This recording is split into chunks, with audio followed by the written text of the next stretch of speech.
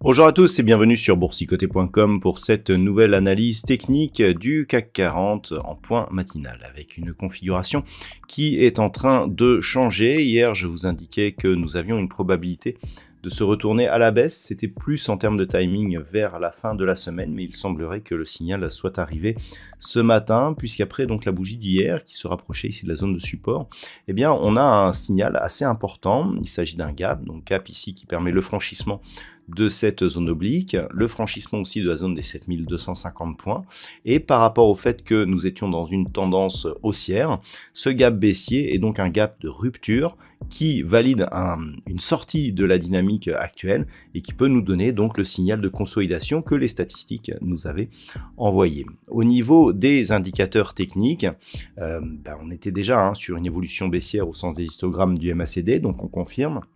Le RSI, lui, reste en zone neutre. Par contre, en termes de volume, pour l'instant, on ne sait pas encore si ce mouvement sera nourri de conviction. Donc, il va falloir observer un petit peu ce qui se passe. En termes de palmarès, nous avons tout de même quelques hausses au niveau du marché, à l'exemple de Safran, donc 0,89% de progression au moment de cette analyse, Airbus plus 0,58%, derrière Air Liquide, AXA ou Michelin résistent aussi dans le vert. Au niveau des plus fortes baisses, nous avons le secteur du luxe qui est plutôt mal positionné, puisque Kering donc, perd 3,04%. LVMH, moins 2,88, Pernod Ricard, moins 2,83, derrière Worldline, Hermès ou L'Oréal, sont aussi parmi les plus fortes pertes. Donc, un secteur du luxe qui sous-performe, qui tire un petit peu l'indice vers le bas, quand on sait, la pondération de ce secteur d'activité dans l'indice parisien, on comprend tout à fait ici que ce mouvement pourrait avoir une belle amplitude. Donc, on était, je le rappelle, sur un signal ici de retournement. Alors, on est ici sur une unité de temps daily. Si on passe en 4 heures pour voir un petit peu ce qui se passe donc sur, l'intraday, on voit bien ici, donc le gap et la sortie, donc la cassure. Nous avions une ligne d'eau ici, je vous rappelle, 7175, 7200 points.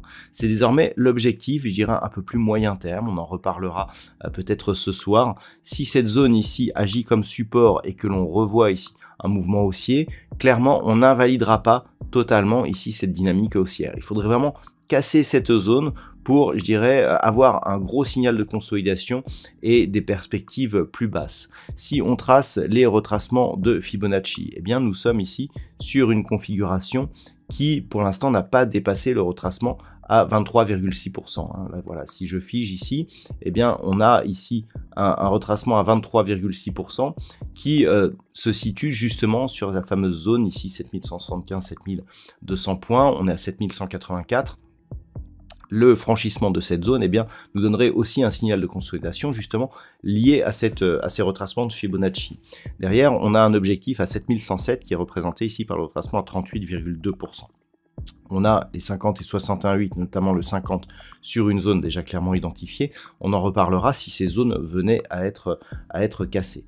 Pour l'instant, donc, ce n'est qu'un signal temporaire. On va donc observer aujourd'hui la zone ici, 7200 points, 7175.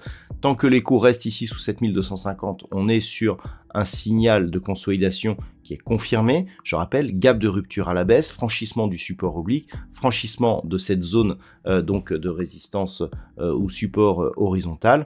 Clairement, il y a 3 signaux qui nous indiquent qu'une consolidation est en cours de préparation et qu'elle pourrait même s'intensifier. Voilà donc ce que l'on peut dire pour aujourd'hui sur cette configuration. En termes de macroéconomie, pour aujourd'hui, la journée devrait être relativement calme, puisqu'il n'y aura pas de statistiques majeures ce matin du côté de l'Europe. Il faudra attendre 16 heures du côté des États-Unis pour avoir l'indice de confiance des consommateurs, donc le Conference Board de novembre, pour avoir éventuellement un chiffre qui donnerait de la volatilité sur les marchés. Nous aurons aussi à 17 heures une intervention de Christine Lagarde, donc la présidente de la BCE, qui pourra éventuellement nous donner quelque peu de volatilité.